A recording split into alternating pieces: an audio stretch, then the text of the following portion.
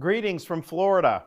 The warmth of being home is a reminder why I've chosen public service, from joining the United States Navy and serving in Iraq to representing the people in the U.S. Congress, and now serving as governor of Florida. And it reminds me why I decided to run for president, to fight for those who've been forgotten in this country. This is America's time for choosing. We can choose to allow a border invasion, or we can choose to stop it. We can choose reckless borrowing and spending, or we can choose to limit government and lower inflation. We can choose political indoctrination, or we can choose classical education.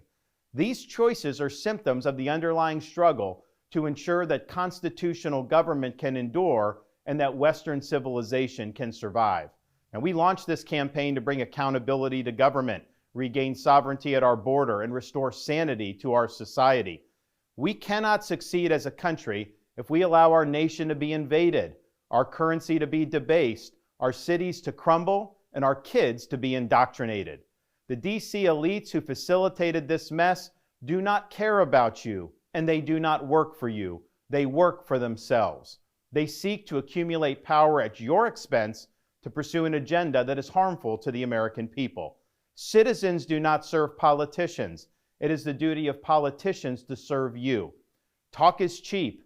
Actions speak louder than words. Reversing the decline of this nation requires leadership that delivers big results for the people we are elected to serve. I have a record of leading with conviction, championing an agenda marked by bold colors, delivering on my promises, and defeating the people who are responsible for our nation's decline. That is the type of leadership we need for all of America. Now, over the past many months, Casey and I have traveled across the country to deliver a message of hope, that decline is a choice, and that we can, in fact, succeed again as a nation. Nobody worked harder, and we left it all out on the field. Now, following our second place finish in Iowa, we've prayed and deliberated on the way forward. If there was anything I could do to produce a favorable outcome, more campaign stops, more interviews, I would do it. But I can't ask our supporters to volunteer their time and donate their resources if we don't have a clear path to victory. Accordingly, I am today suspending my campaign. I'm proud to have delivered on 100% of my promises, and I will not stop now. It's clear to me that a majority of Republican primary voters want to give Donald Trump another chance.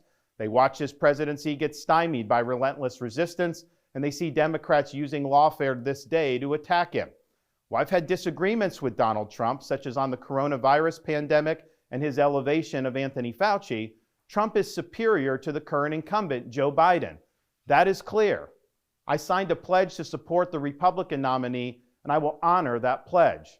He has my endorsement because we can't go back to the old Republican guard of yesteryear, a repackaged form of warmed-over corporatism that Nikki Haley represents.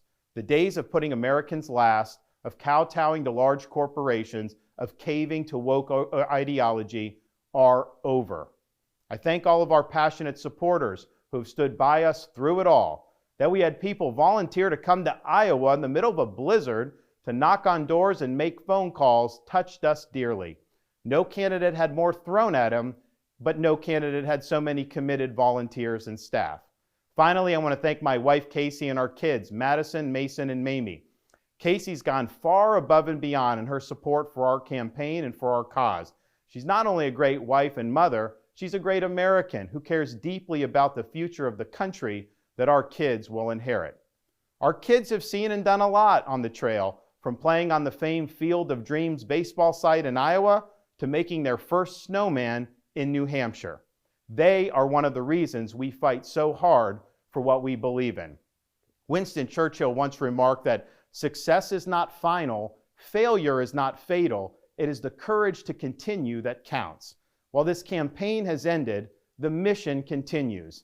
Down here in Florida, we will continue to show the country how to lead. Thank you, and God bless.